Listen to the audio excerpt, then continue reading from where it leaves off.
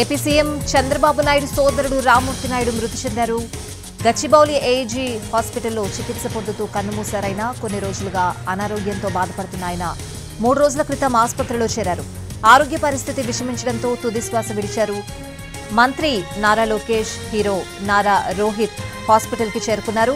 సోదరుడు మరణించడంతో మహారాష్ట్ర టూర్ను రద్దు చేసుకుని మధ్యాహ్నం గచ్చిబౌలికి రానున్నారు CM Chandrababu.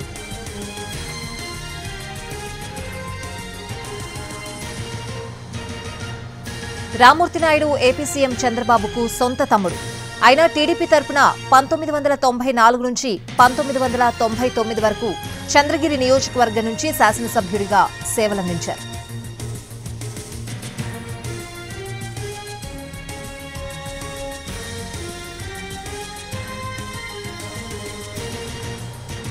AP CM Chandrababu Naidu సోదరుడు రామ్మూర్తి నాయుడు మృతి చెందారు. గచ్చిబౌలి ఏజీ హాస్పిటల్లో చికిత్స పొందుతూ కన్నుమూశారు.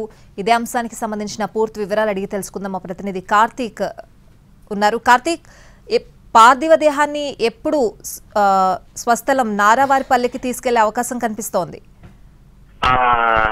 సీఎం చంద్రబాబు నాయుడు గారి సొంత తమ్ముడైనటువంటి నారా రామ్మూర్తి నాయుడు గారు 12.5 గంటల ప్రాంతంలో కూడా చనిపోవడం కూడా జరిగింది. గత కొంతకాలంగా కూడా 2002 నుంచి కూడా ఆయన అనారోగ్య సమస్యలతో కూడా బాధపడుతున్నటువంటి పరిస్థితి.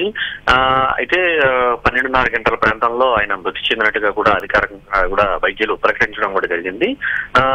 ఈ రోజు రాత్రికి రామ్మూర్తి నాయుడు పార్థివదేహం సొంత గ్రామమైనటువంటి నారావారిపల్లికి చేరుకునేటువంటి అవకాశాలు అయితే ఉన్నాయని చెప్పుకోవాలి. దాదాపు 1977 చంద్రగిరి, పులిచెర్ల మండలాల్లో పార్టీ కోసం పెద్ద ఎత్తున పనిచేయడం కూడా జరిగింది. అప్పటి నుంచి కూడా పార్టీలోనే ఉంటూ ఉన్నారు. 1992లో ప్రత్యక్ష రాజకీయాల్లోకి కూడా ఏదైతే రామ్మూర్తి నాయుడు రావడం కూడా జరిగింది. 94 ఎన్నికల్లో అప్పటి కాంగ్రెస్ అభ్యర్థిగా పోటీ చేసినటువంటి గల్లారని కుమార్ మీద విజయం కూడా సాధించారు. ఇంకా అప్పటి నుంచి కూడా పార్టీతో ఎనలేని బంధంతో ఉన్నారు. అయితే దాని తర్వాత మళ్ళీ కాంగ్రెస్ పార్టీ తరఫున కూడా మధ్యలో పోటీ చేసినటువంటి పరిస్థితి. 2002 నుంచి మాత్రం పూర్తిగా ఈ యొక్క ఆయనకి సంబంధించినటువంటి ఆరోగ్య సమస్యలతో పూర్తిగా రాజకీయాలకు దూరంగా ఉంటూ ఉన్నారు. ఈ నేపథ్యంలోనే గత కొంతకాలంగా కూడా హైదరాబాద్ లో ఉంటూ కూడా ఆయన ఏజీ ఆసుపత్రిలో చికిత్స పొందుతూ ఉన్నారు. అలా చికిత్స పొందుతూ కూడా ఈ రోజు మధ్యాహ్నం 12.5 గంటల ప్రాంతంలో కూడా చనిపోయినట్టుగా కూడా వైద్యులు ప్రకటించారు.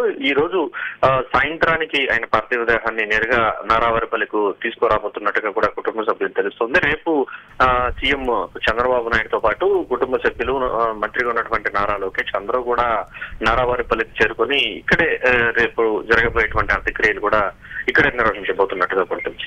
అంత్యక్రియలు రేపే జరిగే అవకాశాలు ఉన్నాయా కార్తీక్?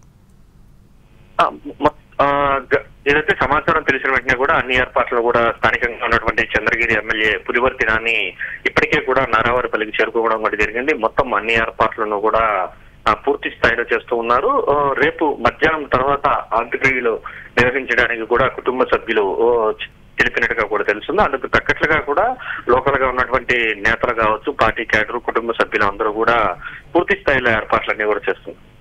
అంటే ఆయన రాజకీయ ప్రస్థానానికి సంబంధించి అక్కడ ఏమనుకుంటారు కార్తీక్?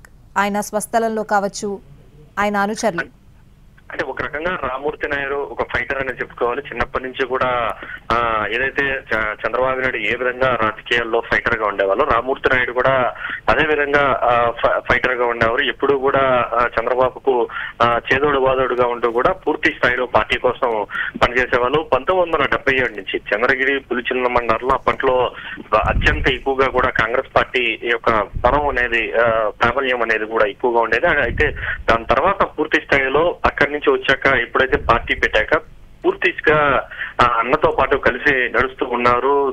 పార్టీలోకి వచ్చాక 92 నుంచి కూడా ప్రత్యక్ష రాజకీయాల్లో పూర్తిగా ఉంటున్నటువంటి పరిస్థితి. 94లో గెలిచిన తర్వాత కూడా అప్పటి నుంచి కూడా తనకంటూ ప్రత్యేకమైనటువంటి స్థానాన్ని నియోజకవర్గంలో కూడా తెచ్చుకోవడం కూడా జరిగింది. 1996 కావచ్చు, 97, 98లో రాష్ట్ర కబడ్డీ సంఘం చైర్మన్ గా కూడా ఏదైతే రామ్మూర్తి నాయుడు పనిచేశారో అప్పట్లోనే చంద్రగిరి నియోజకవర్గం నుంచే ఏదైతే కింది స్థాయి నుంచి జాతీయ స్థాయి వరకు కూడా కబడ్డీ పోటీలను కూడా అప్పట్లో ఏదైతే రామ్మూర్తి నాయుడు నిర్వహించడం దానికి పెద్ద ఎత్తున అభినందన అనేది కూడా రావడం కూడా జరిగింది. అప్పటి నుంచి ఇటు పార్టీ క్యాడర్ తో అందరితో కూడా కలిసి కలిసిమెలిసి విరిగే వాళ్ళు. అయితే 1999లో ఓడిపోయిన తర్వాత మాత్రం కొద్దిగా ఇబ్బందులు పడ్డారు, అనారోగ్య సమస్యలకు గురయ్యారు. ఇక అప్పటి నుంచి కూడా పూర్తిగా రాజకీయాలకు దూరంగా ఉంటున్నారు. వైద్యం తీసుకుంటూ వైద్యానికి చికిత్స పొందుతూ ఉన్నటువంటి పరిస్థితి ఉంది. అయితే పూర్తి స్థాయిలో ఒక ఫైటర్ గా చంద్రబాబు నాయుడుకు తోడుగా అయితే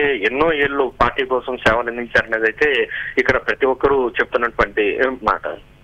రైట్ కార్తీక్, థ్యాంక్ యూ.